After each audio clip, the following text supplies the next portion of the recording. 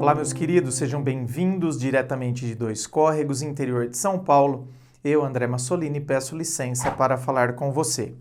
Vamos então ao e-mail dele. Olha, esse e-mail deve ser interessante porque ele é longo e na gravação privada o máximo é uma página. Então, deve ser interessante.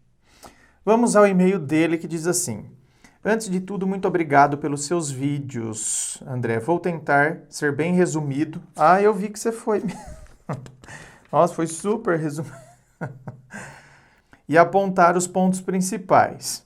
Essa história vai te dar dor de cabeça. Conheci uma mulher por mensagens. Conversamos por 2 meses por celular. Nós falávamos sobre tudo. Teorias, política, memes, psicologia. Principalmente, é a faculdade que ela faz. Filosofia, namoros, meditação, sentimentos, tristeza, etc. Acabei me apaixonando por ela antes mesmo de conhecê-la pessoalmente.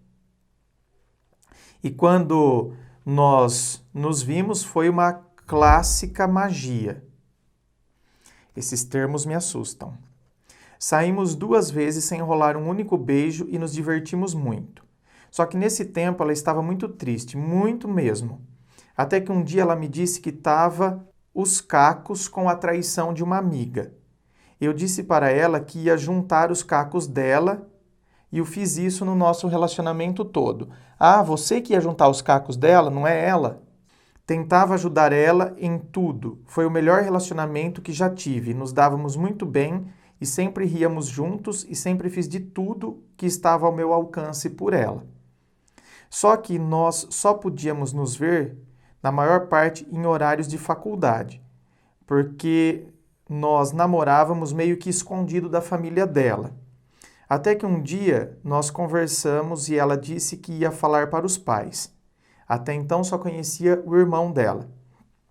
Resumindo, já que era horário de faculdade, em uns 70% das vezes que nós nos víamos. Eu não queria fazer ela perder aula importante.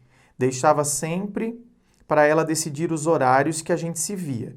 Só que nunca deixei de falar que estava com saudades, que queria vê-la, etc. Eu sempre senti nela uma espécie de tristeza interna. Acho que via isso na sua aura. Sempre senti que tinha algo que, não importa o quanto tentava fazê-la feliz, a deixava para baixo às vezes. Então eu tentei sempre procurar saber o que era que deixava ela triste. Ela bebia álcool quase todo dia e fumava maconha.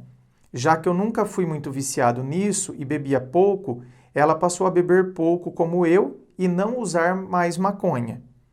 Só que ela sempre falava que depois nós conversávamos sobre. Ela sempre revelava aos poucos. Então nosso relacionamento foi assim, feliz, comigo tentando saber o que se passava dentro dela. Não sabia se era problema familiar, emprego que ela não tinha ou outra coisa ao certo. Ficamos juntos por 10 meses. Sempre dialogávamos sobre tudo. Dialogava sobre tudo, mas não sabe o que ela tem por dentro, né? Então, dialoga sobre isso, meu filho. Pergunta o que é, o que você tem. Se ela fala, não quero falar, você não tem que ficar querendo descobrir. Nunca chegamos a brigar, no máximo discutir de forma bem adulta. Até já deixamos de transar porque não tínhamos mais camisinha. Agora vou para o mês de novembro de 2017, mês do aniversário dela. Cantei parabéns para ela na guitarra e deixei uma caixa de chocolate em formato de coração com todo o carinho do mundo. Ela dizia que me amava, que eu era a única pessoa que ela não conseguia enjoar. Enjoa fácil. Em novembro, ela arrumou um emprego num mercado. Infelizmente, ela não se deu bem lá. Então, trabalhando e estudando, ela ficou sem tempo para mim. Eu também comecei um cargo novo. Só que até os últimos dias que nós nos víamos, parecíamos nos apoiar muito com essas coisas. Até dizia para ela que a parte mais difícil para mim era não conseguir ajudar ela lá. Ajudar ela lá o quê? Sobre o trabalho, que ela está com dificuldade, que ela não se deu bem. Gente, a gente não pode querer bancar o pai, hein? Esse negócio de querer, tá vendo? Toda hora você tá falando que você quer ajudar, você quer ajudar. Você quer juntar os cacos dela. Você quer descobrir essa tristeza interior dentro dela que talvez nem ela saiba. Não dá certo, hein? Mas sempre dei dicas e tentava conversar com ela sobre. Até que um dia ela some do celular. Esse dia foi 15 de novembro. Até que ela me manda mensagem pelo Face dizendo que fez burrada, que tinha saído, que tinha bebido sozinha até perder a razão. Precisou de sua mãe dar banho nela. Com isso eu me senti muito magoado porque sempre que ela estava triste me chamava para beber com ela. Só que não disse isso para ela. Ou seja, você não disse que tinha ficado magoado. Tentei ajudá-la, só que não consegui passar a mão na cabeça dela. Não fui grosso, mas disse que ela não devia fazer isso, que ela não devia estar sozinha, estava porque queria. Passaram-se uns dias, ela me disse que ia reprovar na faculdade, ia perder o emprego e que estava muito triste. Disso, eu tentei várias vezes no ano arrumar trabalho para ela. Você tenta juntar os cacos dela, você quer descobrir o que ela tem por dentro para você poder resolver, você quer dar dicas para ela se dar bem lá no trabalho, você quer arranjar um novo trabalho para ela, até conseguir entrevista de emprego que ela não foi. Então disse para ela que nós íamos dar um jeito nisso. Não, você, né, querido? É só você que está dando jeito. Que era só uma fase ruim que estaria com ela. Só que não disse para ela que me senti culpado por ela ter repetido. O único ano que ela repete foi o ano que eu entrei na vida dela. Sendo que no primeiro ano ela dizia que mal entrava na faculdade e passou. Bem, é a situação do ensino superior que a gente está vendo hoje. Inclusive, preciso te falar uma coisa, meu querido. Você está com tantos erros de português nesse e-mail, fazendo faculdade, porque é que eu vou lendo e corrigindo enquanto estou lendo. Meu cérebro já vai corrigindo. Mas aqui tem nós foi, nós se viu. É que eu que estou corrigindo enquanto leio. Então isso me deixa, sinceramente, eu não estou criticando não, meu querido, né, os seus erros de português. É que isso me deixa um pouco apreensivo quando a gente vê que pessoas que estão já no ensino superior mal entram na faculdade, passa de ano, e são os profissionais de amanhã, né? Então amanhã vai ser uma enfermeira que vai lá calcular, sabe, fazer a regrinha de 3 para colocar a medicação lá na minha veia. É o engenheiro que vai calcular quanto que vai, né, de concreto naquela ponte, depois cai tudo.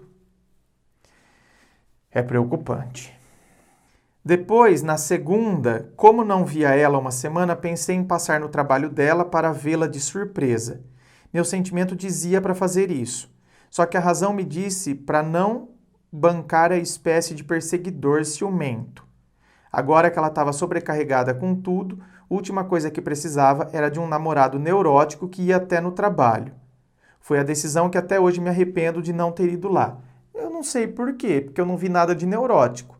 Pensei, já que faz uma semana que eu não a vejo, pensei em passar lá no trabalho dela para falar um oi. O que tem de perseguidor, Estou passando no trabalho dela, passei para falar um oi. A partir do dia 17, ou seja, 17 de novembro do ano que me enviou o e-mail, ela começou a sumir e aos poucos. Eu perguntava o que era, ela dizia que estava muito ocupada no trabalho e faculdade. Então eu tentei me colocar no lugar dela. Sempre dizia que queria ver ela, estava com saudades. Até que dia 18 de dezembro, dia do meu aniversário, eu sonhei que via ela abraçada com uma pessoa. Há algumas semanas atrás, ela me disse que tinham hackeado o seu Face. Então esse sonho não me saiu da cabeça. E nesse dia nem bom dia ela me deu. Fiquei muito triste. Chegando em casa, à tarde, procurei em um Face secundário meu o Face dela. Meu mundo caiu, estava estampado na capa do Face dela. Mauro, 21/11/2017. E cheio de fotos dos dois.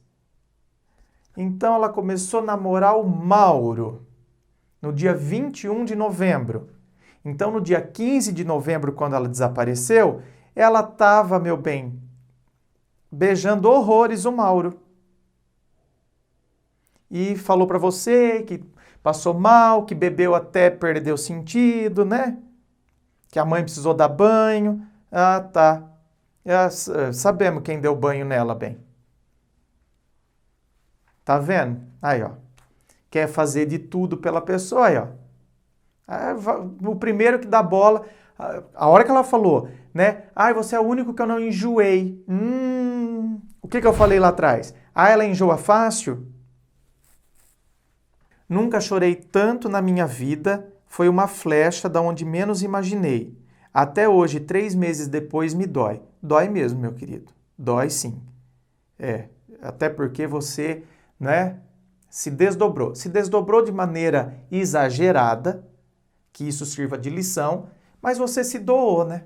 Quando descobri, tentei uma vingança, mas desisti da vingança porque ia me fazer mal, por ela ter quebrado minha confiança e não ter me pedido ao menos um tempo, caso algo do tipo rolasse. Quando a conheci, ela estava triste por causa de traição de amiga, até chorou por isso. Como que alguém que entende esse tipo de dor pode fazer o mesmo? E bem pior comigo, eu que passei o ano todo tentando também ter a confiança dela, eu disse para ela que nem todo mundo ia quebrar a confiança dela e assim o fiz para vê-la bem. Quando fui cobrar explicações depois do sentimento de raiva passar, 2 dias depois, ela me disse que raramente nós conversávamos sobre sentimentos, raramente os sentimentos tristes, essas frases dela tá gravada em mim até hoje. Ela me traiu com um amigo dela que trabalha no mesmo mercado, um que dizia que só tinha piriguete e Zé Droguinha.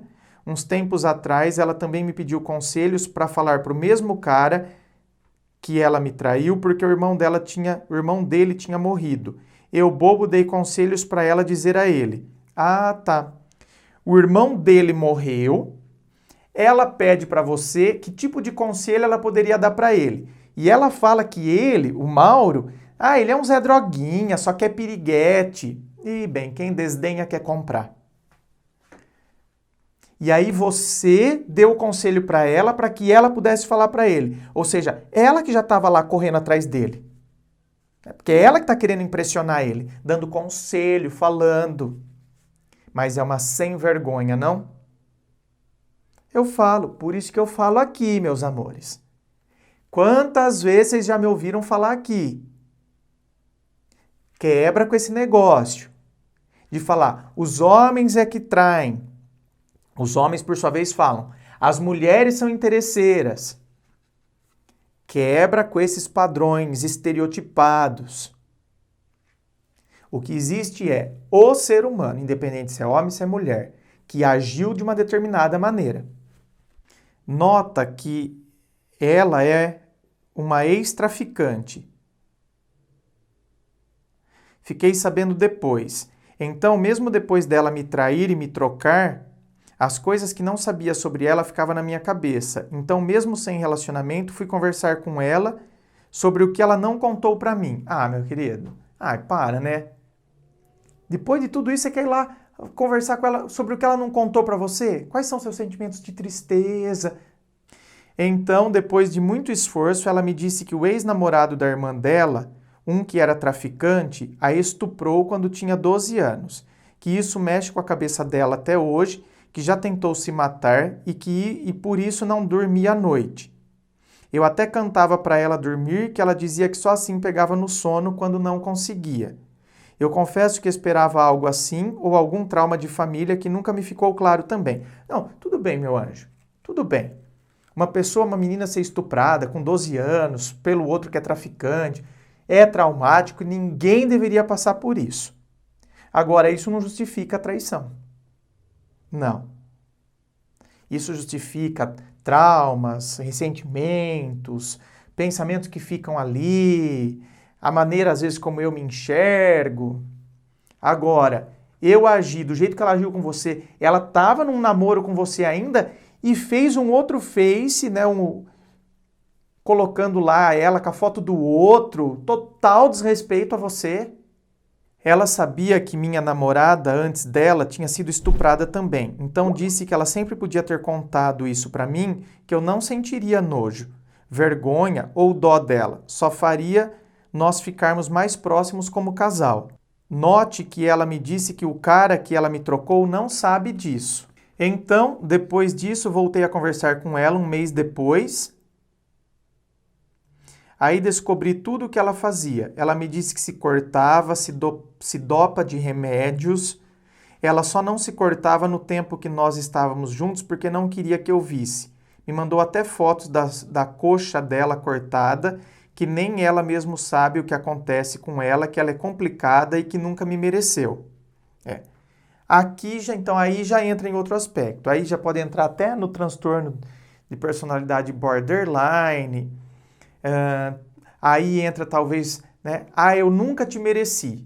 Aí a gente pode até tentar entender essa questão da traição. Eu sinto que eu não mereço determinada pessoa, então eu tento boicotar isso de qualquer forma, porque eu me vejo, né, de uma maneira reduzida, então eu acredito que eu não mereço ser amada. Então aqui eu estou recebendo tanto amor, mas tipo, eu me auto-saboto. Então eu entro lá com o Zé Droguinha, esse vai fazer eu sofrer, esse vai pisar em mim. E é assim que eu me vejo. Eu me vejo como aquela menina que foi estuprada, eu vejo que eu preciso passar por essas situações sempre. Eu reproduzo aquela situação que eu vivenciei lá com 12 anos. Triste. Eu fiquei muito triste com tudo e revelei para ela uma carta de suicídio que minha primeira namorada me deixou após pular na frente de um trem. Eita! Sua namorada te deixou uma carta e depois pulou na frente de um trem? Menino! Ai, bem, vai se benzer! Ela sempre dizia que eu era a pessoa que mais conhecia ela. Ela também sempre foi a que mais me conheceu. Depois disso, fomos além de tudo, sabemos tudo um do outro e não podemos mais ter um na vida do outro. Conversamos mais e mais até ambos nos sentirmos bem. Só que eu sabia que tinha que dizer adeus. Então, após minhas mensagens de despedida, ela também me mandou dizendo que estava doendo nela e que uma parte dela não quer que eu vá embora. Só que ela continua com o Mauro. Irônico que nos tempos que achei que ela estava estudando, ela me contou que tinha conhecido até o lugar que o povo trafica e teve contatos com traficantes junto de seu novo namorado. Eu ainda amo ela, sinto sua falta, não sei o que fazer com essas informações dela, que nem os pais dela sabem. Não sei se devo insistir para nós voltarmos. Eita, pega.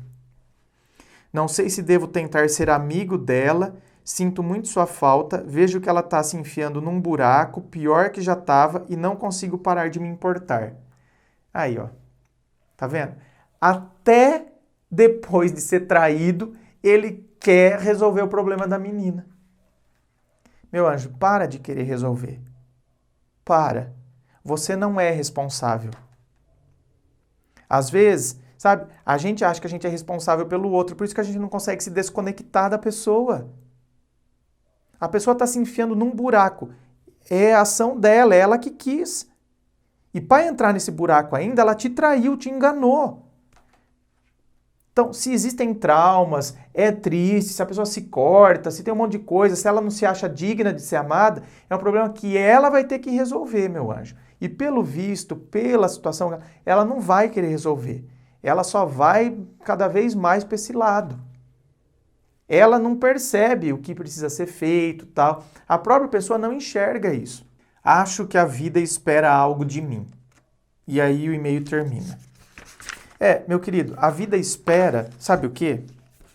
Que você assuma a sua vida, que você seja apoio para a vida dos outros e que você não queira resolver o problema dos outros, que cada um tem o seu.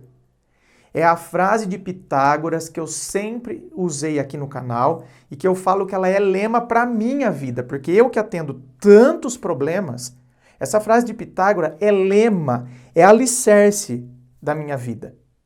A frase de Pitágoras diz o seguinte: ajuda teu semelhante a levantar a carga, mas não a carregues.